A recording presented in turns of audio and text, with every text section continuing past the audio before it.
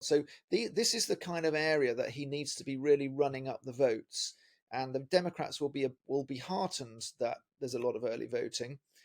But as I found when I began to speak to people, that's perhaps not the whole story. So, David, Kamala Harris is in Atlanta today visiting a historic black college, and you recently, well, this week, spent several days in Georgia. What did it tell you about the election and who potentially might win it?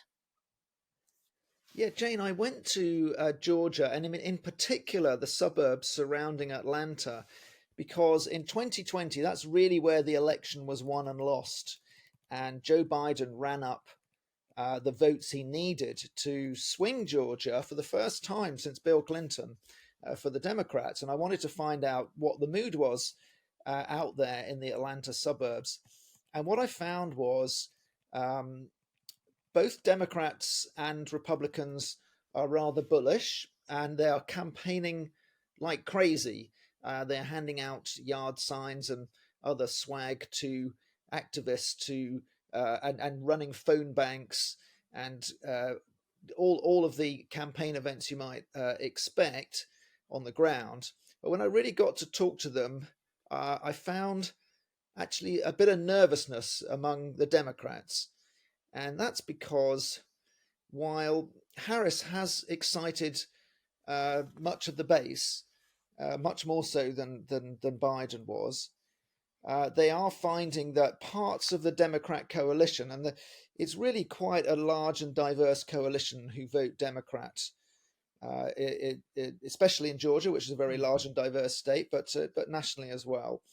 And they are finding indications that Muslim voters are not keen on turning out for Harris as part of the administration because they don't like Biden's super strong support for Israel. Also, some younger black male voters. The polling tells us that Trump is making inroads and attracting more of them. And just anecdotally, just talking to a few younger black guys who I have randomly bumped into, most of them were for Trump, and it was kind of it defied my expectations slightly because Biden had such a huge proportion of the black vote in Georgia, which was also very, very important to his win in 2020. Mm. Do you think that could be decisive, that black vote in Georgia and also nationally? Well, Georgia has, I think, the third largest proportion of black voters. It has a very large black population of any state, and I do think that this could make a decisive difference because just look at the figures in Georgia. It was decided by the smallest margin of any state last time, Mm. so less than 12,000 votes out of 5 million. That was 0.23%. It's a really, really tiny margin. And in other words, it's very finely balanced. And since then, we've had two Democratic senators elected in 2021, and then the Republican governor was Mm. quite easily re-elected in 2022. So Mm. it's what we call a purple state. It's neither red nor blue. It's somewhere in the middle. We can't quite work out exactly where it's going.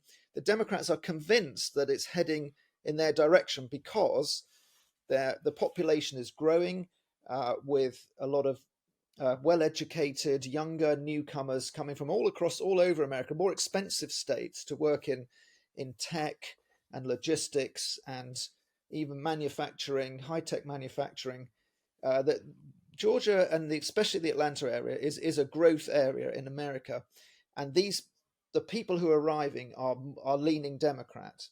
However, it's been historically rather Republican since Clinton last won the presidential in 1992, and Barack Obama excited the activists, but he failed to win Georgia both times that he ran there. So I just had the feeling that, especially when I spoke to in depth to Democrat campaigners and also to some Republicans, because I went to a Trump event and they had the wind in their sails, I have to say. Mm. Although I would caveat it again, that the Trump event in one of these suburban counties around Atlanta was mainly white people, which is unusual in the Georgia in that kind of area around Atlanta, which is very diverse. Mm. It's majority minority around Um, there. on the subject of Obama, David, I mean, he made a Mm. speech this week, or recently anyway, in Pittsburgh. Um, how did that go down? I mean, someone did say that sounded like he was berating black man for even considering Trump. Well, actually, I did speak with a black guy at the Trump event about this, and okay, he's a Trump supporter, but he did not like the way that Obama was saying in his speech in Pittsburgh, you've got a candidate who knows your experience, who lived your experience, who knows you. And this guy said to me, Kamala Harris doesn't know me. She grew up in Canada. She didn't grow up in the kind of neighborhoods I grew up in. And it's true that Harris spent most of her teenage years in Canada. Um, and he was not moved at all. In fact, he was rather annoyed at the way that Obama phrased it. Like Mm. his actual words to me were like, they're trying to tell us that the Democrat Party owns black people, like we can't think for ourselves. So he was put off by this, and I have to say, just randomly, like speaking to the guy in Office World, well, let's go to buy a notebook. The black guy serving there, who was about 30, and he said he'd just voted. The early voting has just started in Georgia. He'd just voted for Trump, and he'd voted for him because of the cost of living has gone up so much Mm. under Biden. He said he didn't vote last time. He's not really into politics, but this time he's voted for Trump because prices went up so much under Biden. Yeah, I think that's very real for most people in the US, and anyone who's been there recently will know that's the case. Just going back to what you were saying at the beginning about Israel and some Muslim voters turning to Trump because of Biden's stance on Israel. Kamala Harris made a very, very clear point this week that she will be her own president if she is elected and not following Biden's sort of political regime. Do you think that will make any difference among those voters? Well, just to be clear on that, Jane, what I found was the Muslim voters were just going to take a pass on the presidential. They weren't going to vote for Right. either Harris or Trump. They don't like either of them. They're too strongly for Israel, both of them. And you get a great bit of long election paper in America with all of the offices that are up, um, and you can leave off. You can obviously leave off the presidential vote if you want to. So that was what was told to me when I was out there Interesting. in the Atlanta suburbs. But I think that Harris has, and this is the case with her with a few things. She's tried to distance herself from the Biden administration, but the comeback, which is pretty powerful from the Trump campaign, is you were pretty integral to the to the Biden administration for the last 3.5 years. And if there was something that you really wanted to do, why didn't you do it? Um, well, the president is in charge of foreign policy in America. That's very clear. And Biden was personally very strongly committed to Israel and to the success of the war against Hamas. So Harris has not had a great say over that, I would say. She's tried to communicate that rather subtly by just being a bit louder to call for a ceasefire and a bit quicker.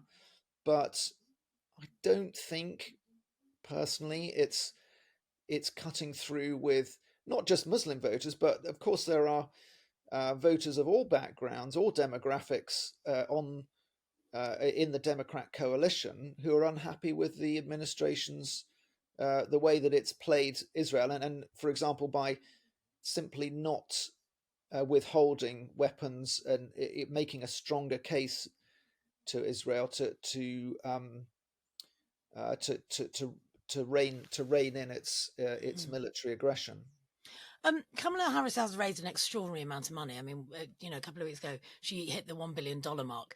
But has her sort of momentum that she's been riding for, probably, I would say, since she announced her candidacy, has that sort of slowed down now?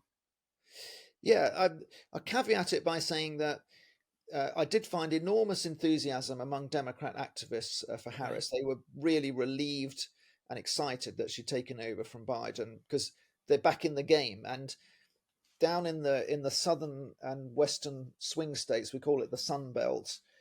There are four states which are in play, and Biden was pretty much out of the game. Trump was really ahead until Harris took on the mantle, and now it's pretty even. It looks like Harris is at least got a shot, but I would say Trump still has his nose ahead, generally speaking. Um, and just tell me what your question was again, because I know it Oh was no, about. it was about whether her momentum has evaporated, Oh but yeah, that's so fine. I think well, first of all, the polling is showing that her momentum has stalled. She definitely had a honeymoon period. She recovered the ground that Biden had lost in his final weeks to be competitive.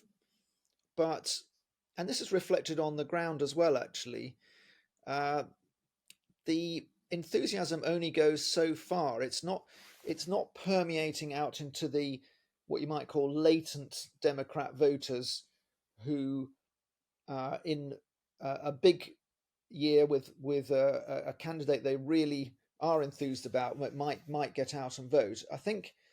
That they've been uh, I think they've been put off by the fact that the administration hasn't been better, especially on prices. I know that Trump's campaigning heavily on the border and on immigration and migrant crime, but what I think is really depressing the potential Democrat vote is that prices have gone up so much. The figure that's quoted on the ground in Georgia is the cumulative inflation since 2021 is around 22% on average across your Mm. grocery bills, and that's a lot. Yeah, it's an awful lot. David, early voting, as you mentioned before, has already started. It's the first 3 days, I think we've seen. Um, what does that tell us? There's been a record turnout. So what does that tell us about, if anything, what the results will look like? So yeah, here's another counter indicator. I'm telling you that I'm picking up. I think Trump has got his nose ahead. However, early voting traditionally favors the Democrats, and there's been a record turnout the first 3 days. It's surprised the election officials. Uh, Around 850,000 votes in the first 3 days, and bearing in mind that the total vote last time was 5 million, with everybody postal voting, early voting, and on the day voting. I mean, that's really a stunning early figure. I did go to a polling station on the first day, which was Tuesday, in one of the swing counties, in a town called Lawrenceville, which was in Gwinnett County, up in the northeast suburbs. And I actually found quite a mixed picture, and I would say it was very Georgia because every black person I spoke to had voted for Harris, and most of the white people I spoke to had voted for Trump. Not all of them. I did speak to a white woman who was very anti-Trump and a voter for Harris. But it's it's a diverse county up there. It's a diverse picture. It's like one third white, one third black. Then there's a lot of Hispanic voters, but also quite a few Asian Americans as well. So it's really diverse. And Biden really put on the votes there. He won it by a margin of 75,000 votes, and that's way more than the decisive margin in the whole of the state, of course, and it was way more than Hillary Clinton got. So this is the kind of area that he needs to be really running up the votes, and the Democrats will be heartened that there's a lot of early voting. But as I found when I began to speak to people, that's perhaps not the whole story.